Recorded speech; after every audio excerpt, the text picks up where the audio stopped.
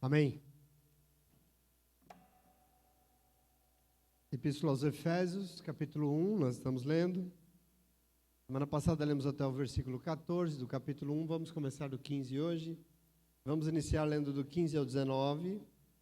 Efésios 1, do 15 ao 19, para principiarmos.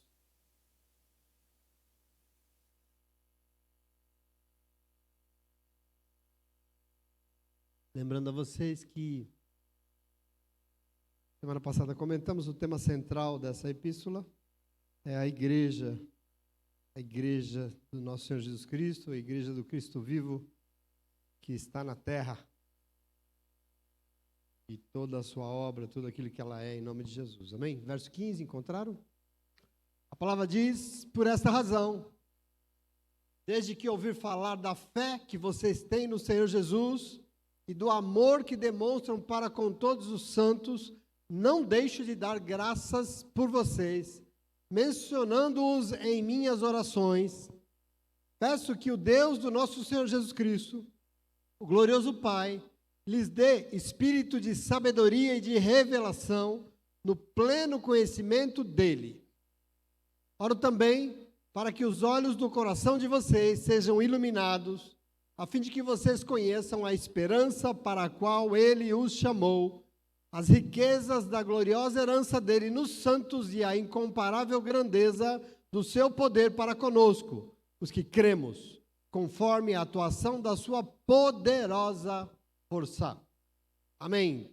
Toda a glória seja do Senhor neste lugar. Senta no teu lugar em nome de Jesus. Amém. Bom, semana passada nós principiamos a leitura dessa carta, dessa epístola aos Efésios, e nós começamos com o apóstolo Paulo definindo de maneira bem sólida assim, as bases do que nós somos, nós que somos igreja. A gente já adentrou nesse terreno, a igreja do Senhor na terra, um povo ricamente abençoado por aquilo que já recebeu do nosso Senhor Jesus Cristo. Ele falou sobre uma enxurrada de bênçãos espirituais, assim, que nós já recebemos da parte do Senhor, porque ele diz que nós somos escolhidos desde antes da fundação do mundo para sermos dele. Isso não é pouco. O ser humano foi escolhido e criado para ter, assim, um parentesco com Deus. Existe uma diferença na criação com relação ao ser humano. Nós temos, assim, uma proximidade com Deus, e não é à toa que a Bíblia diz que nós somos feitos à imagem e semelhança dele. Existe uma diferenciação aqui com relação à raça humana, em tudo que Deus criou. Existe algo diferente que Deus escolheu que fosse. E assim tinha, me parece, o Senhor, segundo as intenções, quando Ele nos criou, porque todos nós, fomos escolhidos para sermos dele, por isso nós vimos que nós temos que ser santos e irrepreensíveis na presença dele, né? Isso nós vimos semana passada, porque se nós formos assim, santos e irrepreensíveis em Cristo Jesus, nós que cremos nós cremos e recebemos que ele é o Filho unigênito de Deus, nós que aceitamos isso, nós seríamos restaurados na condição primeira da criação. Veja, a criação que desanda, a humanidade que desanda, vai receber a bênção em Cristo Jesus, e todos que creem nele e se rendem a ele, são restaurados na condição primeiro do ser humano da criação. Essa é a questão. E nós, então, seremos restabelecidos na família de Deus novamente, aquela que ele criou inicialmente.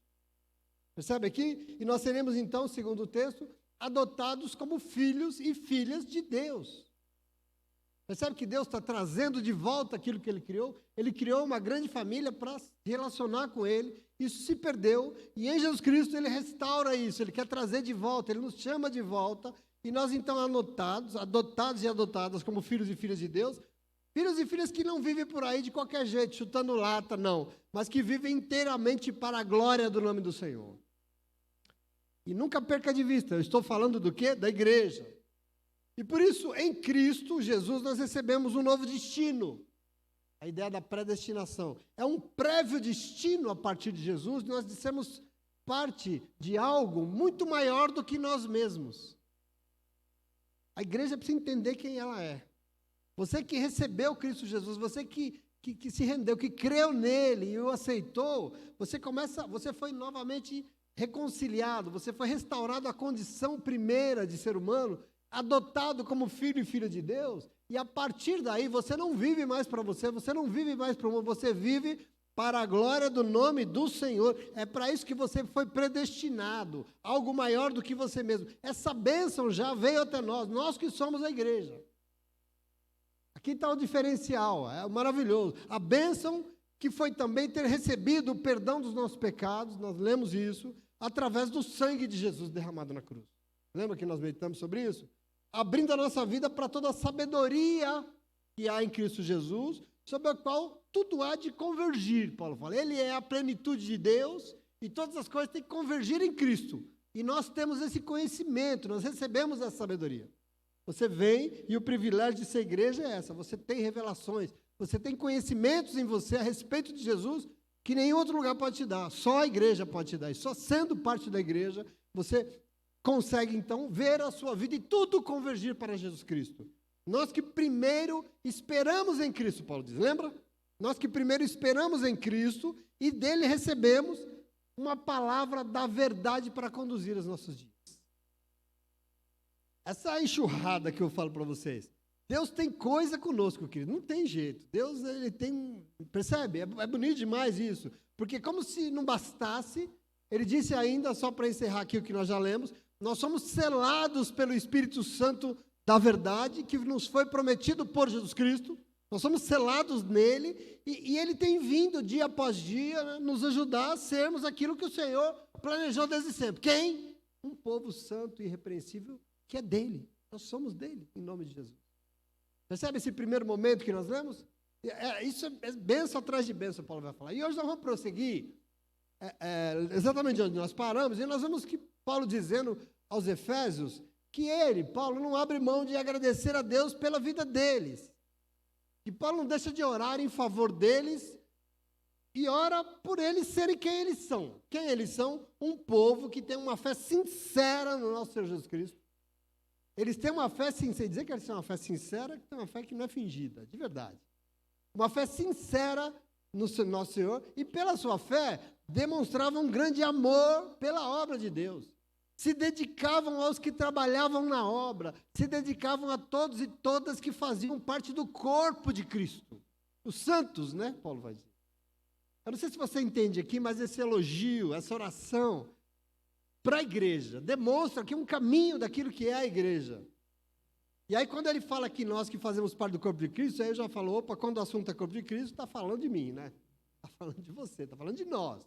E aqui nós temos que já ficar atentos, porque com isso, nessa noite eu preciso que você, na sequência aqui, esteja bem atento para a maneira como ele vai descrever esse zelo que essa igreja tinha com o Senhor e com a obra, com os santos. Com a maneira como eles, com os que Deus preparou para caminhar juntos. Com essa igreja constituída, porque isso vai revelar quem somos nós diante do Senhor. Aqui tem princípios muito importantes para a nossa vida. Você entende isso?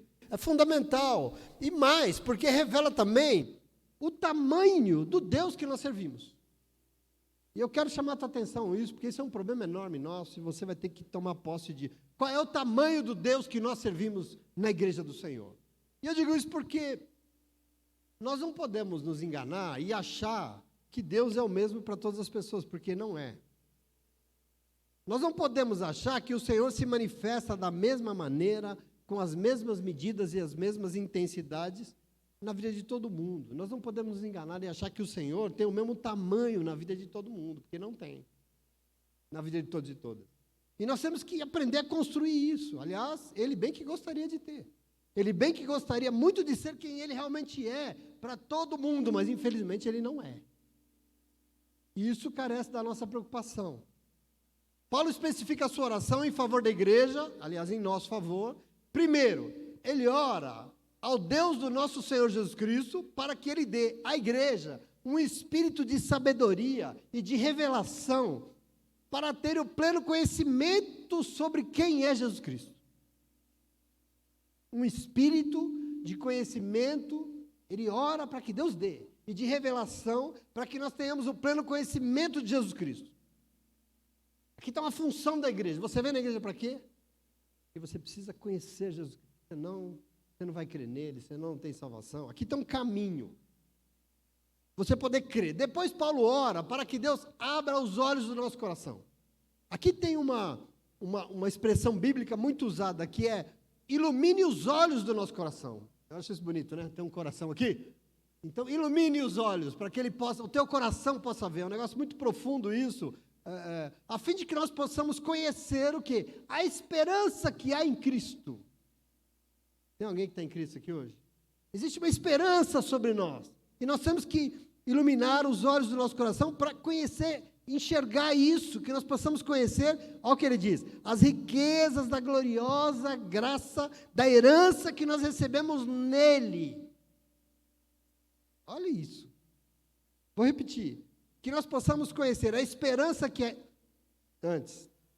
Que Ele possa, o Senhor, iluminar os olhos do nosso coração, para que nós possamos conhecer a esperança que há em Cristo, esperança, e que nós possamos conhecer as riquezas da gloriosa herança que nós recebemos nele, e mais, ele diz que nós possamos conhecer a incomparável grandeza do poder de Deus em nossas vidas, nós que nele cremos, porque em nossa vida Ele quer agir com força. Eu estou falando para a igreja aqui, Deus não quer ser um Deusinho, Ele quer agir com força na nossa vida, Ele quer ser determinante na nossa vida, Ele quer vir com poder na nossa vida. Observe que tanto essa enxurrada de bênçãos, que nós lemos até o versículo 14, quanto essas bênçãos que nós recebemos, como a oração do apóstolo aqui em favor da igreja, dá conta do tamanho daquilo que nós já recebemos do Senhor, daquilo que está à nossa disposição, de todos os cuidados, do quanto Ele tem poderosamente vindo em nosso favor, tem ou não tem? Então eu quero que você tome posse dessa verdade nessa noite, porque a igreja não pode ficar indiferente a todo o poder de Deus que há em nosso favor, nós que somos a sua igreja. Você tem um papel importante nas mãos de Deus, e para que isso se cumpra, existe um poder à tua disposição que vem da parte de Deus, e nós temos que nos apossar disso, queridos, em nome de Jesus. E não ficar indiferente. Eu digo isso porque como a gente vê a igreja se relacionando com Deus, ligando o piloto automático, se relacionando com Deus de uma forma meio burocrática, indo para a igreja por obrigação, fazendo as coisas por Deus como peso.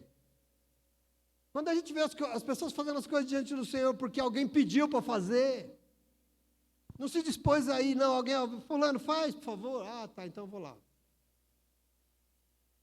Bom, obviamente essas pessoas não estão entendendo a oportunidade extraordinária que está diante da sua frente, não. A gente não está entendendo o que, querido, pior, às vezes estão dando a Deus um tamanho muito aquém do que realmente Ele é. Eu não sei se você compreende a minha preocupação aqui, o que esse texto inspira. A gente, quando vai diante do Senhor, faz as coisas para Deus, a gente se envolve. Quando você faz isso de uma maneira, você está definindo o tamanho de Deus em tua vida. Então, eu queria dizer, eu e você que somos a igreja de Jesus na terra, nós temos diante de nós um poder daquele que nos criou. E Ele está aí, Ele nos amou, Ele nos chamou, e Ele deseja que nós estejamos na sua presença. Isso está em nossa vida, isso precisa ser manifesto em nossa vida. Igreja não é qualquer lugar, igreja não é qualquer coisa, igreja é um povo que se esforça para ser santo e irrepreensível, porque deseja estar na presença do soberano Deus, e lá, diante dele, sabe que o poder que emana de Deus estará agindo em seu favor. Nós temos que crer nisso, porque é uma fé meio gemendo. Será? Quando você fala assim, será? Esse é o tamanho do teu Deus. Você compreende isso, sim ou não? Quem define o tamanho do Senhor é você, na sua vida.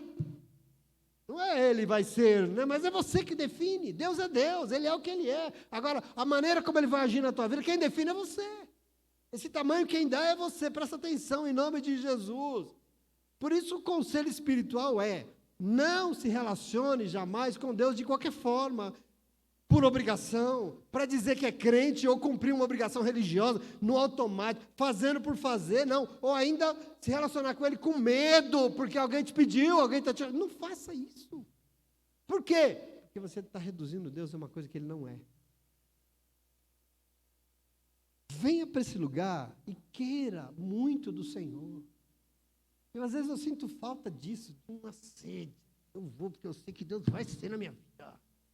Eu vou lá orar porque eu sei que essa situação vai cair por terra em nome de Jesus. Querida, não espera ninguém te pedir, não. Decida ser por você mesmo para com Deus. Nós precisamos desejar ardentemente se envolver com aquilo que o Senhor planejou desde antes da fundação do mundo. Queira muito ser a igreja dele aqui na terra, queira. Não fique esperando o pastor dizer que você tem que ir, não, porque não é assim que funciona. Deus está te esperando, Deus está te esperando, meu irmão, em nome de Jesus.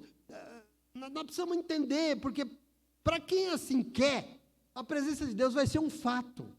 O agir de Deus é um fato, e onde essa presença estiver, todo o poder de Deus estará agindo, o poder que emana de Deus estará agindo na sua vida.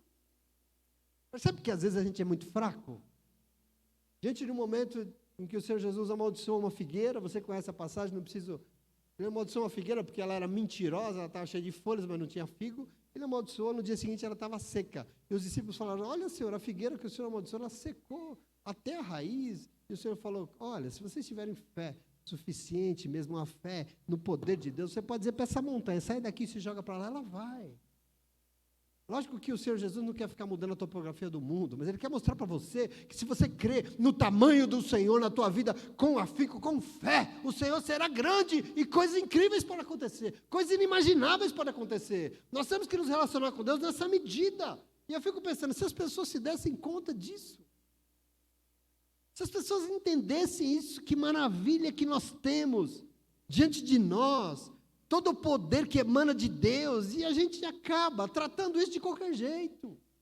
A gente acaba se rendendo a umas coisas. Quando à nossa disposição está o poder para nos salvar, para nos restaurar todas as dimensões da nossa vida, o poder de fazer a nossa vida algo mais novo, transformado, extraordinário desse mundo, o poder de nos levar para o céu, meus irmãos. Eu fico pensando como é que nós podemos nos relacionar com isso nas nossas medidas, no nosso tamanho. Não pode, tem que ser o tamanho dele. Na medida dele, você entende isso, sim ou não? Compreende isso? É muito importante.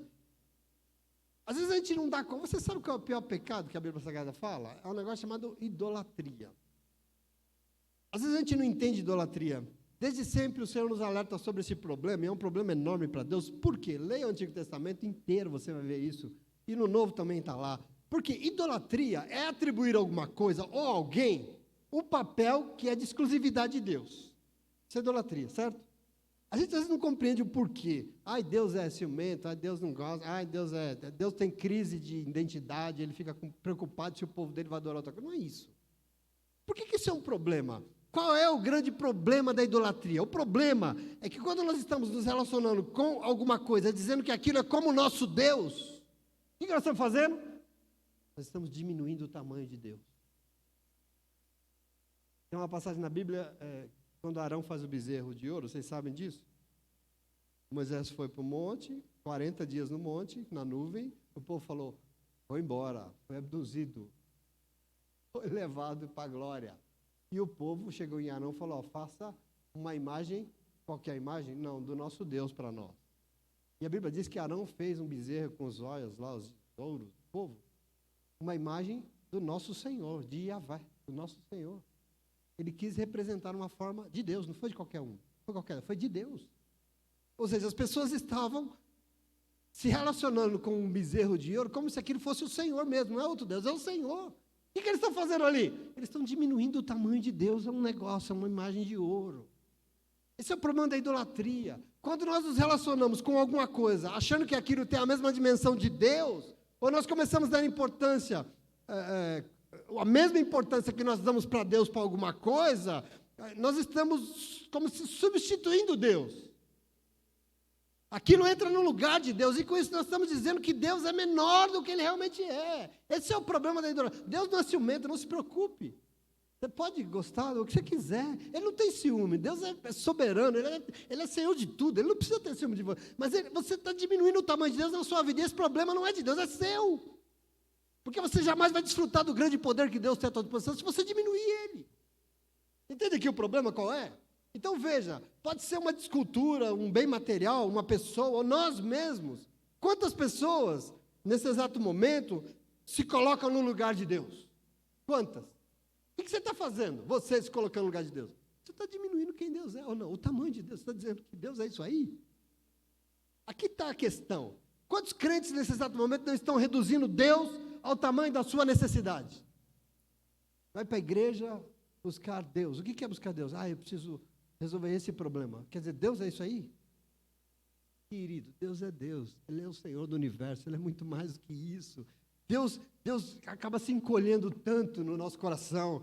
Deus se torna tão pequeno que cabe nos nossos anseios mais pessoais. Qual é o nome disso? Idolatria. Nós não podemos fazer isso, diminuir o Senhor. Qual é o grande problema? O problema não é que nós estamos dando importância para as pessoas, para coisas. Pode dar importância, não tem problema não, dar importância para nós mesmos. Não, mas o problema mesmo é que nós não podemos diminuir o tamanho do Deus. É nada disso que está aqui na terra. Deus é muito mais, é muito maior do que tudo isso, meu irmão, em nome de Jesus. Porque isso é pecado, e é pecado grave, dos mais graves que existem. Percebe? Isso é fundamental que a gente entenda. Nós não podemos diminuir o Senhor e o que Ele deseja fazer em nossas vidas a tamanho de nada, a nenhum, a medida nenhuma. Qual é o tamanho de Deus? Você já parou para se perguntar? Às vezes você está lá murmurando contra o Senhor, né? Você está reclamando de Deus. Está dizendo, ai Deus, qual que é o tamanho do Senhor? Isaías 40 tentou dizer o tamanho de Deus. Eu vou ler alguns versículos com você, para você ver se você compreende comigo. Ele tentou dizer, Isaías, como é impossível dimensionar o tamanho de Deus. E no verso 10 ele diz assim, o soberano Senhor vem com poder. Você crê nisso, que Ele vem com poder ou não? Você crê nisso? Ou Deus vem, mais ou menos? O Senhor soberano vem com poder, com o seu braço forte Ele governa. A sua recompensa com Ele está, o seu galardão o acompanha. Esse é o Senhor. No verso 12 ele vai dizer assim, quem mediu as águas do mar na concha da mão? Ou com um palmo definiu os limites dos céus? Quem? Quem jamais calculou o peso da terra, ou o peso dos montes na balança, e as colinas nos seus pratos? Quem? Imagina, mediu os céus com a palma da sua mão, mediu o mar na concha.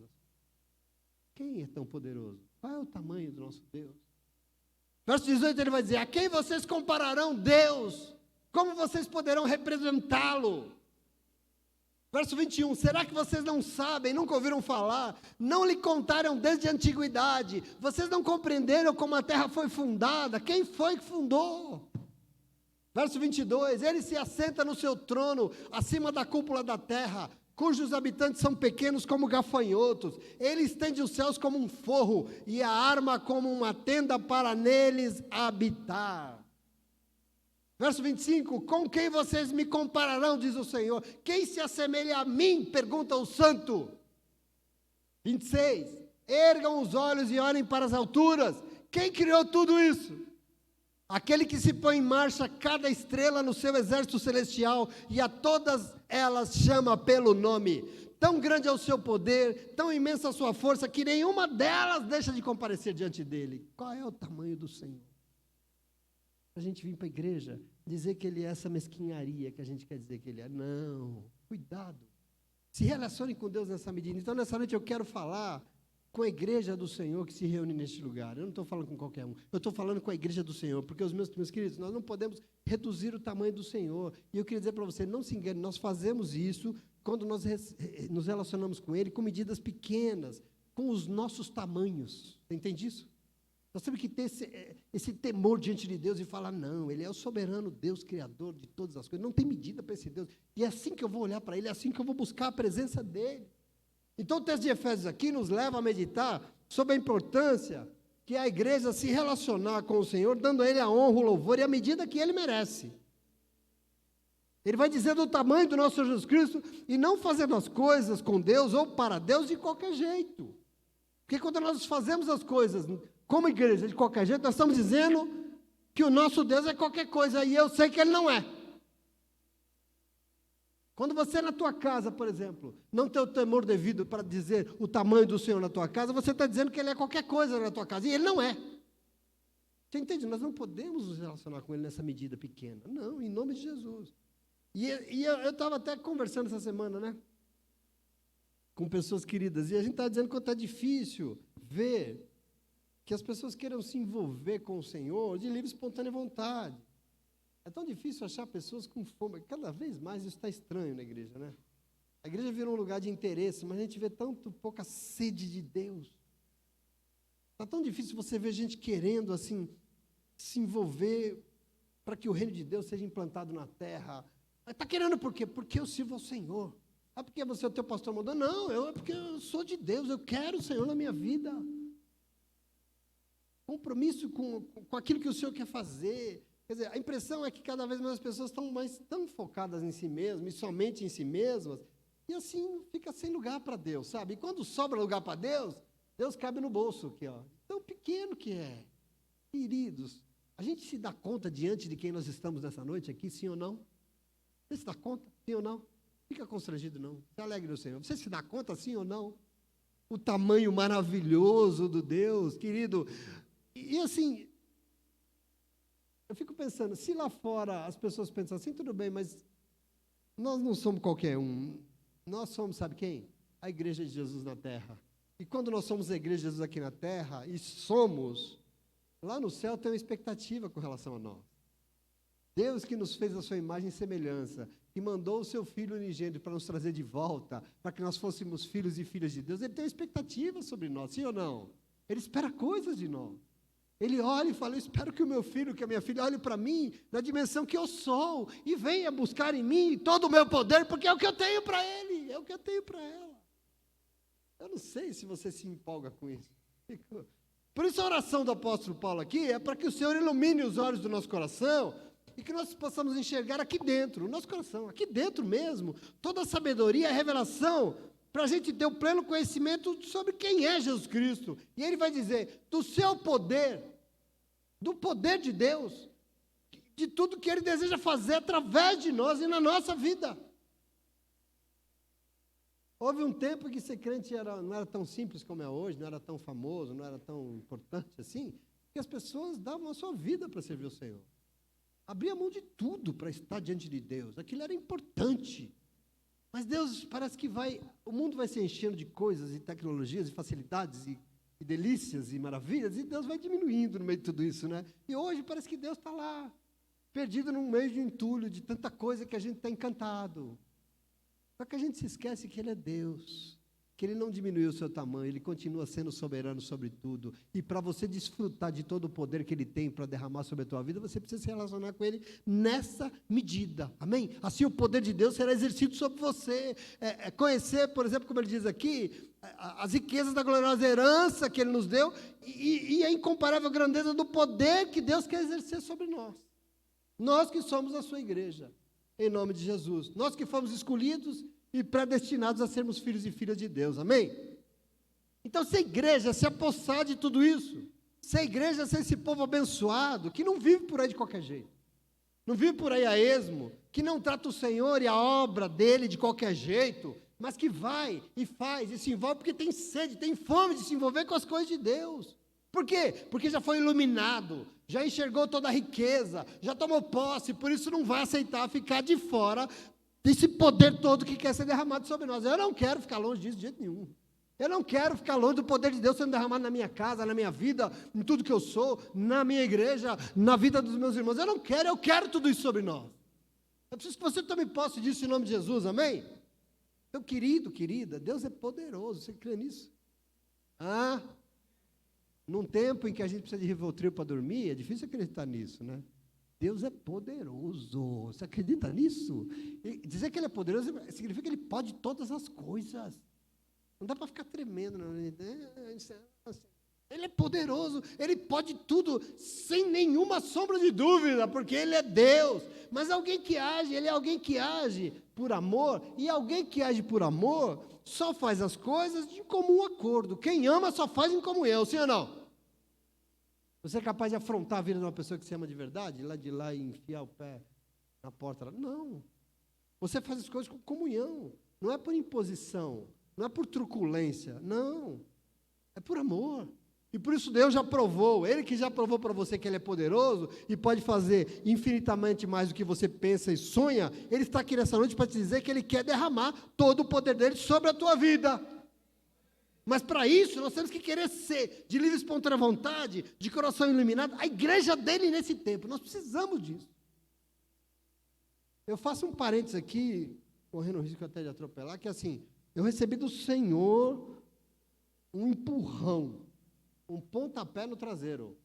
Vai porque o meu povo tem que ser a minha igreja. E nós temos 2 anos para ser essa igreja. 2 anos.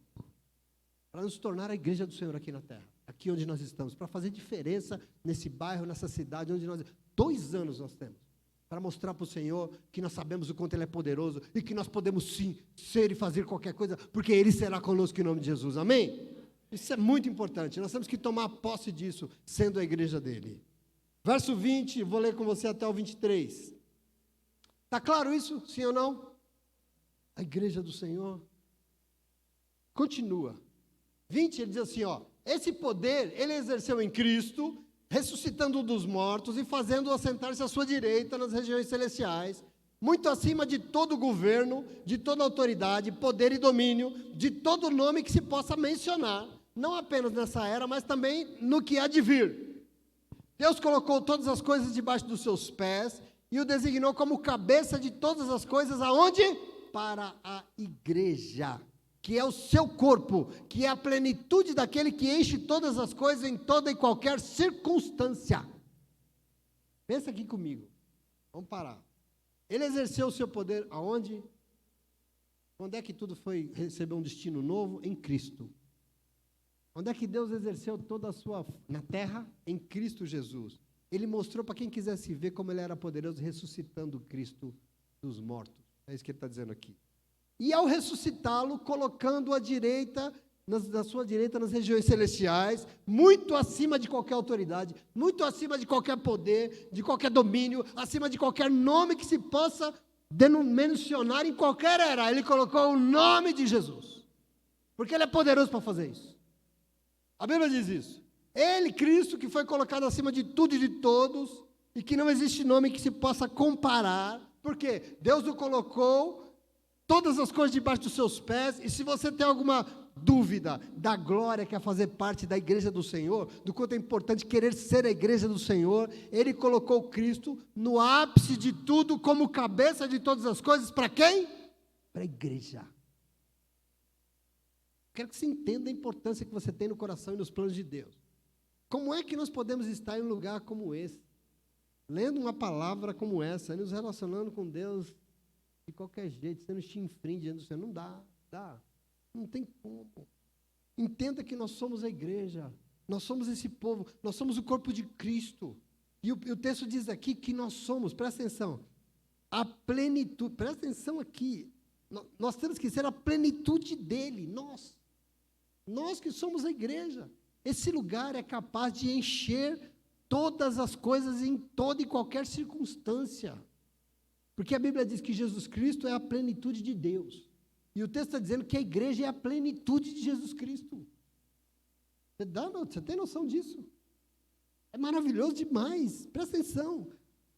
Se Ele, Jesus, é a plenitude de Deus para as nossas vidas, este lugar aqui é capaz de encher todas as coisas de toda e qualquer circunstância neste lugar, porque nesse lugar Ele está, na igreja do Senhor. E eu fico pensando, como é que as pessoas conseguem estar e não ser preenchida em todas as dimensões da sua vida? Como? Dentro da igreja.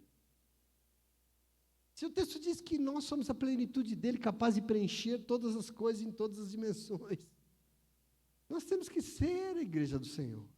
Nós temos que nos apossar. Nós não podemos ir diante do Senhor capengando. Nós temos que ir de posse. A palavra de Deus diz em João 17, que o Pai está no Filho, o Filho está na igreja e a igreja está no mundo. Capítulo 17 de João.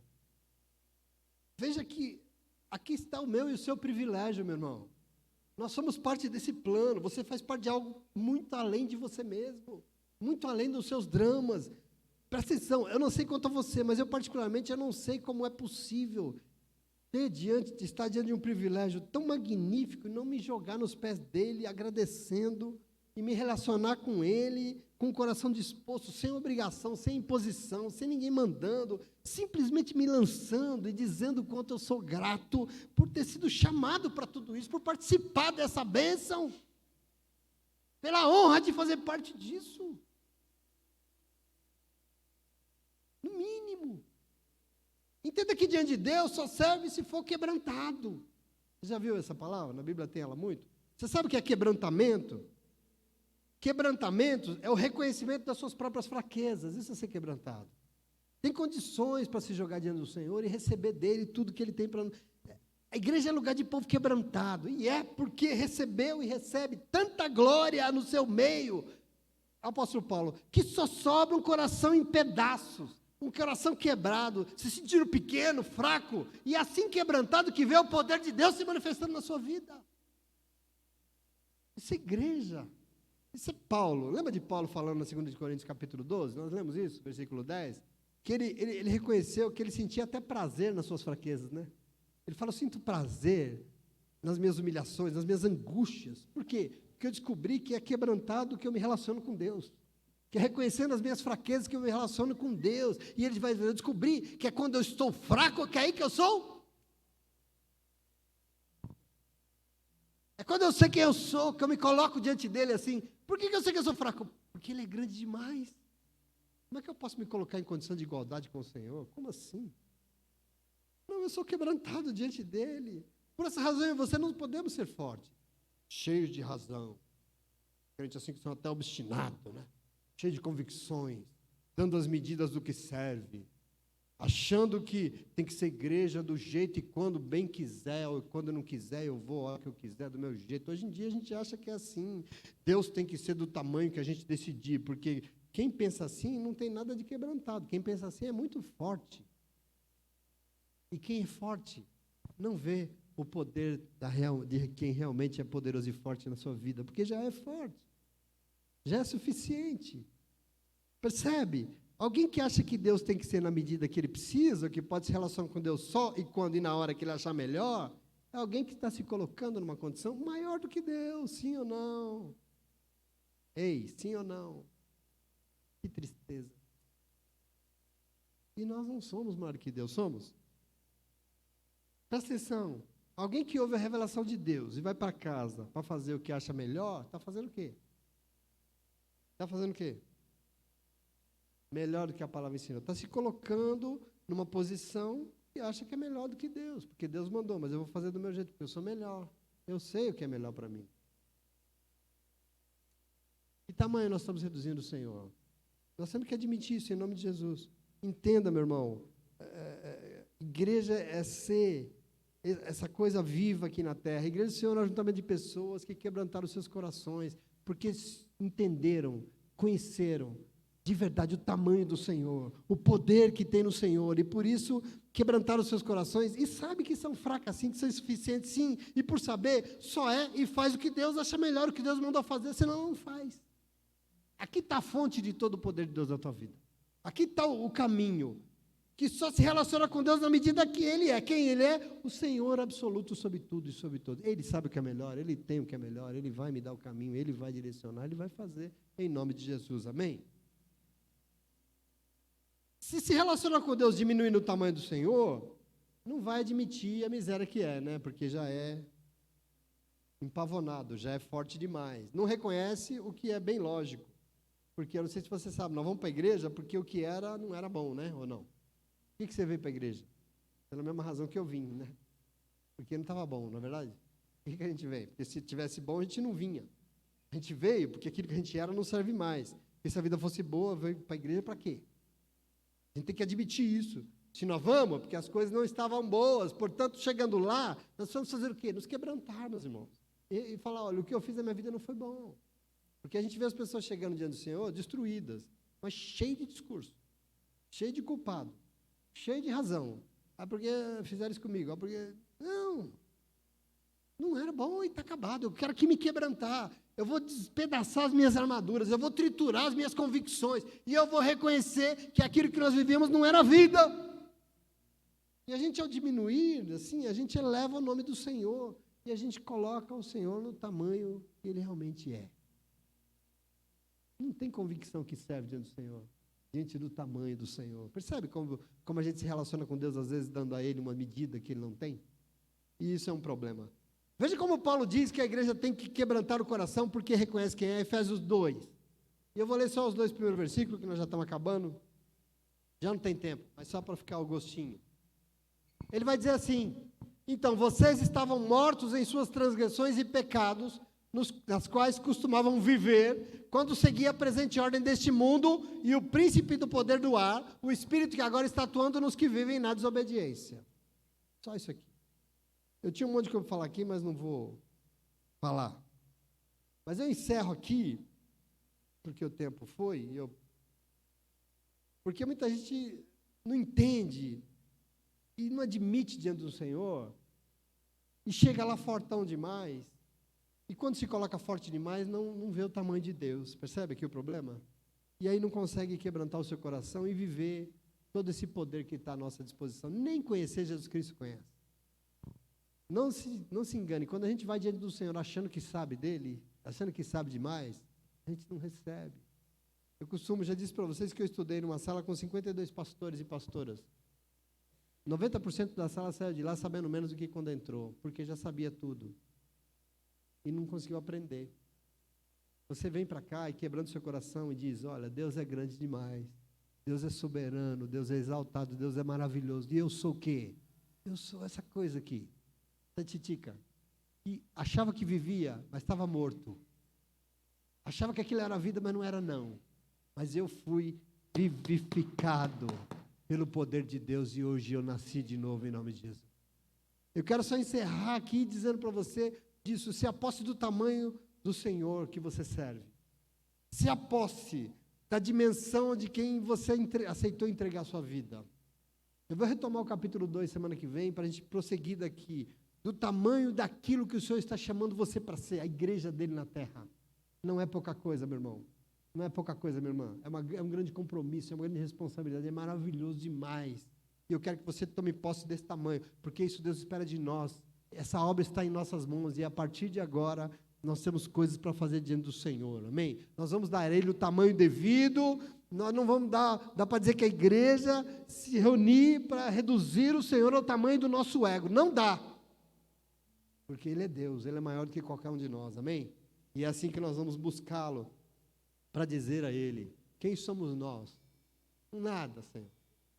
Uma gota na imensidão do mar sou eu, insignificante, mas eu sei diante de quem eu estou. Eu sei do poder que há naquele que eu estou diante, que eu sirvo, que eu quero buscar em nome de Jesus. E é assim que eu quero que tudo isso seja manifesto em minha vida e que todas as coisas sejam na tua medida, porque o Senhor é o nosso Deus, em nome de Jesus. Amém? Você entende isso, sim ou não? É muito importante isso. Não reduza, se relacione com Ele na dimensão que Ele é, porque aí tudo que Ele é será sobre você. Quando você reduzir o tamanho do Senhor, você está aumentando o seu, ou das coisas que estão à sua volta, a idolatria. E aí o Senhor não tem como derramar sobre você toda a glória, todo o poder que Ele tem para derramar em nome de Jesus. Amém? Você não é forte, você não é grande, Ele é. Ele é.